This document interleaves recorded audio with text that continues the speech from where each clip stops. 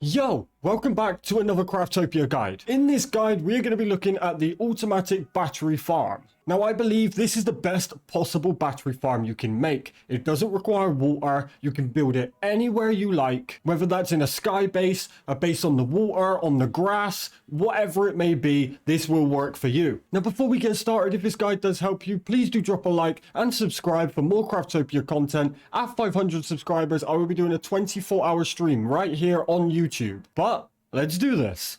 Now, before we begin building, we're going to look at everything that we're going to need. Starting off with some prisms, some monster prisms. They're very easy to make. You can make them in bulk at your workbench. Now, you need to capture 6 animals. So I would recommend having at least 10 prisms, just in case any of them break free. Now, you will have to have progressed enough so that you have the dropper and the absorber. Once you have them, you'll have everything else that we need, and we will go through that as we get to it. But first of all, let's go catch our animals. Now, I'm doing all of this on my second account so I can show you that the lower levels work fine as well. The only thing that matters is the progression so that you have the absorber and the dropper. Other than that, this will work perfectly. So we have come back to an early island to find ourselves some of these monos. Now, monos, when they die, they spread out heals. So we're going to go ahead and catch 2 of these little guys. Find the highest level you can. I'm going to go for 10, 11, which will work absolutely fine. But you can actually go all the way down to, say, 5. So you just want to give them a hit.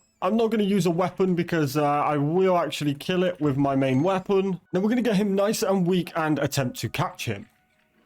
If he breaks out, don't worry, you had the extra prisms, and prisms are very easy to make, so if you need a few more, just go get some sand and some iron and make yourself some. So we have a level 10 and a level 9, that's okay. We're going to hit this guy, we're going to give him one more. That should be weak enough. We're now going to go up and throw our prism again. If he busts out, we're going to hit him again.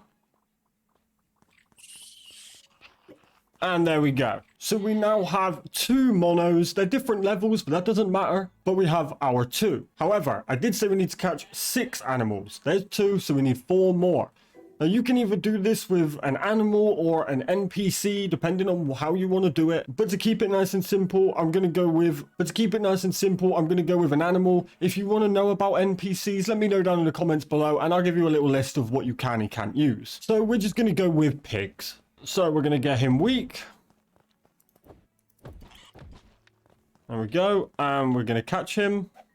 Now, you don't have to use the same 4 animals. You can use whatever you want. The only animal I would advise against using is an elephant. Elephants actually shrink down when they're put into a generator. And when you come back into your world, sometimes they can actually go back full size and kind of mess the process up. And you have to catch them and put them back in. So just go for something normal size. Pigs, sheep, NPCs, something along those lines. Now we have another pig here, level 7, that's fine. The levels really don't matter, but the highest you can, the better, really. Okay, now he's nice and low. Gonna catch him. Okay, there's 2, and there's 3. And there we go.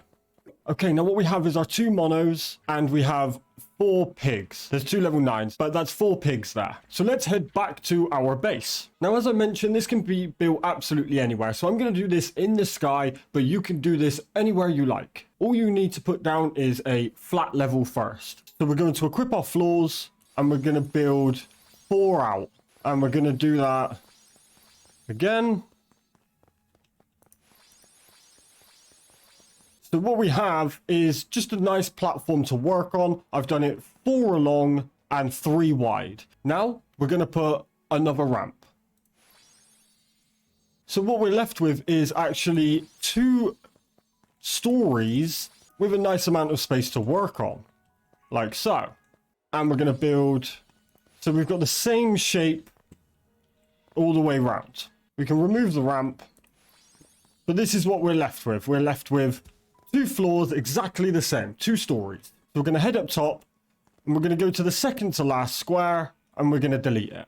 So that we have the exact same floors, but with a nice big hole in the middle, leaving 1 square at the back. Now, it doesn't need to be this exact size. You can do this as wide as you want. This is just all you will require. Okay, so now we're going to go into our inventory, and we're going to use our breeder, and we're going to place that pointing over the hole.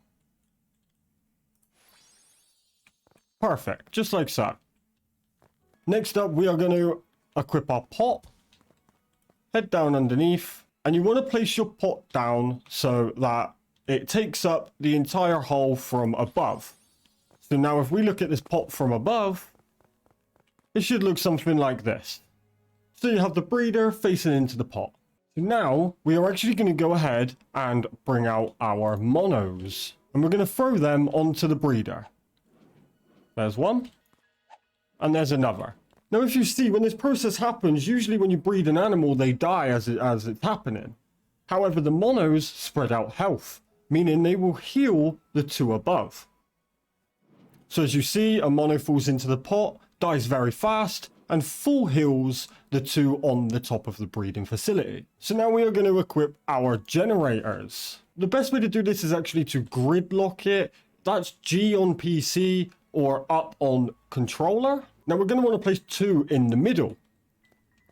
Now, if they're too close to each other, they will push each other out, which is fine. It will still fit okay, but we're gonna make sure that we get two with a little gap in the middle, but it will just push them to there if you do it any closer. We're now going to place another one on the end, and the same on this side. Now do your best to get these lined up if you don't gridlock it, because the more in a line that they are, the easier this will work out. So now what we're going to do is we're going to go ahead and equip our droppers, and we're going to place our droppers on the front. However, we're going to do this so this very end one, it's on the far right. This very end one is on the far left. And these two can just be in the middle anywhere you like. I don't really recommend sticking them right on the front, as it will just make everything shoot out really far, and you don't particularly want that, but it doesn't matter. It just means that you might take up a bit more space. Now what we're going to do is we're going to equip our floors, and we're just going to put another two on the end to give this side a little bit of room so that they can be shot out. But we're also going to go ahead and build another three on the very end.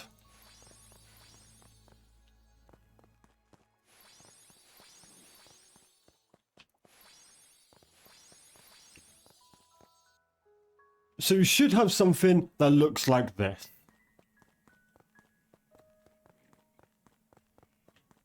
Now what we're going to go ahead and do is we are going to go ahead and equip our pigs, or whichever animal you may have captured.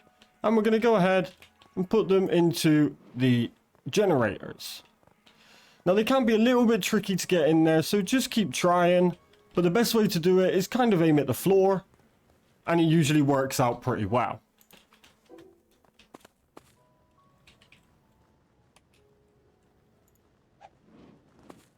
Just like so, and one in the end. There we go. So now what you have is your two monos breeding at the back, causing the one to fall in and heal not only these two monos, but all the pigs inside the generators. Okay, so now what we have is those droppers are now shooting the batteries out to this kind of area here. So we're going to equip our chest. They're all kind of in this middle lane. So we're going to place our chest down about here, and we're going to put our absorber on the back. Now we're going to let that do a full cycle, and at the end of that full cycle, all of those ones on the floor will be brought in. There it stops, and it starts back up, and there we go. Now what you can do to make this a little bit more secure is actually place down some walls so that the batteries aren't able to come too far out this way, but you should be okay. I'm not going to do that now. It makes it a little bit harder to see, but that's what you could do. However, we still have a bit of a problem, as if we go down the bottom here, this pot is getting completely full up with eggs and Caztecx from the monos. So we're going to build our floor again. We're going to do another three, but this time on the lower floor. So we have something like this. We're going to place down our market and put it in the middle just down here. Like so. Now, we're going to equip our last dropper and place our dropper on the side of the pot. Now equip our absorber and place our absorber on the market. So now what we have is when the monos are falling in and being cooked, that will then be shot out using the dropper and brought in using the absorber. So we wait for the cycle to restart again, and there we go.